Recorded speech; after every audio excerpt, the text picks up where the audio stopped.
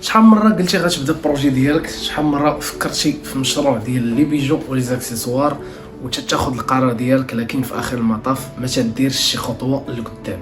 تتقول مع راسك ولا ما تباعش ليا السلعه، ولا الناس ما شروش من عندي، ولا خسر ليا رزقي، ولا فشلت الى اخره.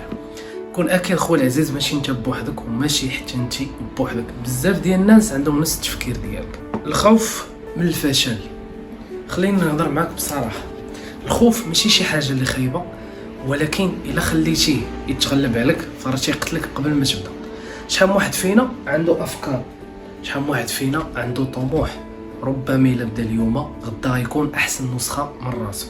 لكن حنايا بشر ضعاف وفينا واحد الحاجه فطريه اللي هو الخوف، وكاين اللي فيه حتى ماطون. اليوم غنبدا، الاسبوع الجاي غنبدا، واقيلا حتى الشهر الجاي، يعني تيزيد يعكز راسو. راس المال ديالي ما كافيش، لا ربما واقيلا مازال ما واجدش، خصني نزيد نتعلم، وهكا تيبقى محدود وتيبقى في نفس السيناريو، نفس الدوامه كتعاود. الحقيقه اللي ما تيبغيوش يقولوها لكم هو بلي حتى واحد ما بدا هو بري، هو واجد 100%. حتى اكبر التجار اللي تشوفوا دابا بداو بخوف، بداو باخطاء، بداو بفشل، بداو حتى وصلوا النتيجه اللي بغاو.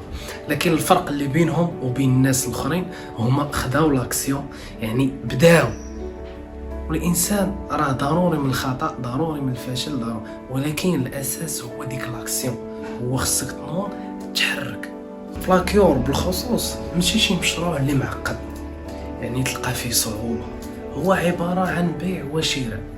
كناخذ ارتيكل، كنشري سلعه، كنعاود نبيعها. يعني الخلل ولا الاشكال فين كاين هو العقل ديالك. وخليني ايماجيني نقول لك دابا عقلك شنو تيقول لك. واخا سي ايوب انا خديت السلعه، ولكن منين غيجي الزبون؟ يعني هذا هو الحائق الاول. انت انا كنت كنفكر بحالك، الله شاهد على ما اقول. واش انا الا شريت هاد السلعه واش غنلقى الزبائن ديالها، يعني الناس ديالها، الناس اللي غادي يشريو؟ لهذا واش انت اللي كتشوف فيا ولا انت اختي اللي كتشوف فيا واش ضامنه رزقك من هنا لغدا؟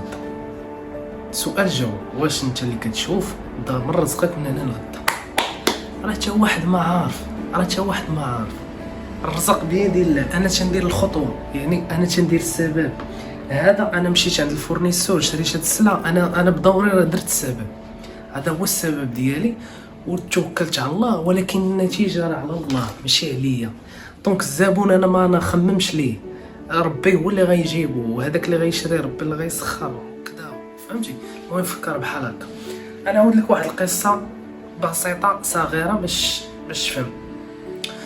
كان واحد الاخ تا هو بدا بروجي ديال البلاكيور بحال هكا، وتا هو بدا بالخوف، وبدا بالستريس، وبدا بواحد البيدجي اللي قليل.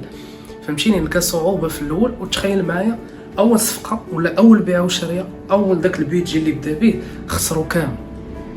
يعني لا بهاد الصيغه هادي لا الرباح لا راس المال. فهمتيني؟ ولكن واخا خسر ناض عاوتاني وعاود وكمل، شرا عاوتاني سلعه وبدا. اليوم ولا كيخدم مع ناس، مع كليان كل نهار، وهذا السيد هذا راه كلكم كتعرفوه اللي هو انا. هذا مثال باش تاخذ العبره. اول صفقه درت، ثانيه حتى هي كذلك، لكن تكرار المحاوله الاعاده ما وقفتش. دابا السؤال اللي غادي نطرحه لك قبل ما نبدا تفكر واش هذا غنلقى اللي يشريه، واش هذه غنبيع، غنقول لك واش بديتي بعدا. شي سؤال كبير، واش انت بديتي بعدا، خديتي ديك الخطوه ديال بديتي؟ وسير اخويا وسير اختي تبداي، يعني تدخلي للميدان عاد طرحي هاد الاسئله. دونك راه ملي تبدا راه ما تعرف داك الشيء كيفاش، ولكن كتكون في وسط المعركه، يعني صافي تكون تحت امام امر الواقع، يعني صافي تعرف كيفاش تسلك راسك، كتعرف كيفاش تخرج، وخطوه بخطوه راه تحلو بيبان. النجاح ديما كيبدا بخطوه صغيره، بقرار بسيط، بقرار اللي تنحسبو مصيري اللي يقدر يبدل بزاف ديال الحوايج في حياتك. لهذا اخي العزيز راه ماشي ضروري تفكر وتقول راه واقيلا خصني شي بيدجي اللي كبير بزاف باش انا نبدا. عرفتش تقدر تبدا غير ب 800 900 1000 درهم 1500 اللي ربما اي واحد تيتفرج دابا تكون متوفره عنده، وربما كاع يكون تيخسرها في شي حوايج اللي تافهه ولا في ابسط الامور اللي ما غينفعوه حتى حاجه.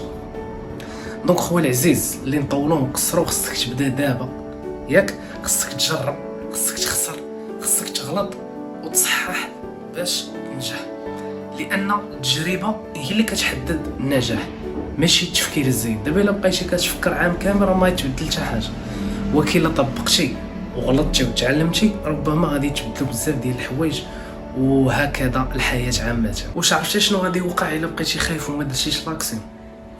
الصراحه ما غيتبدل والو، غتبقى انت هو انت، واخا تبقى تفكر عام كامل حيت علاش ما خديتيش لاكسيون.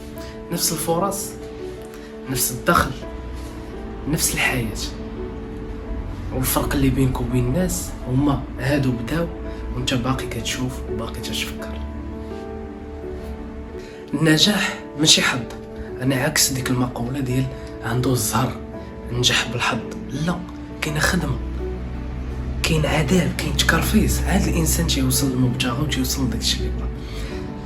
النجاح ديما مرتبط بالتعلم، يعني خصك تعلم، خصك طيح وتنوض باش توصل لداك الشيء اللي بغيتي. الرساله الاخيره اللي غادي نقول لك، الا كنتي دابا باغي تبدا وباقي خايف، اعرف وتيقن بلي الخوف راه ما عمرو غيسالي، ما عمرو غيمشي، حيت هو كما قلت لكم في اول الفيديو واحد الحاجه اللي فطريه.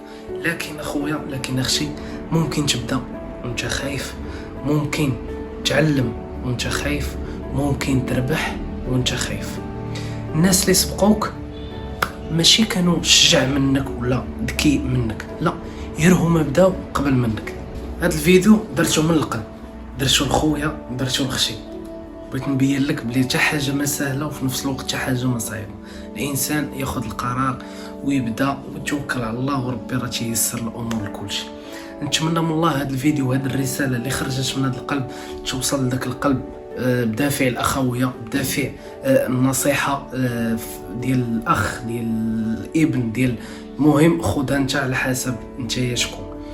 ونتمنى تدعموا هذا المحتوى، لانه محتوى اللي جد جد جد تعليمي، اقسم بالله فيه افاده، فيه ما كاينش شي حاجه اللي يعني خارج القانون، فقط في اطار الافاده، في اطار النصائح، في اطار الحاجه اللي غتزيد بك انت ولا انت القدام. دعموه بلايك، بالاشتراك في القناه، وبيان سور اهم حاجه واللي تنحماق عليها هي لي كومونتير الخوت. اي كومونتير خذ راحتك، خايب زوين انت وضميرك انت وداكشي اللي كتشوف. هذا مكان، كان معكم اخوكم ايوب، وتحياتي لكم، نتلاقاو في الفيديو الجاي، والسلام عليكم ورحمه الله.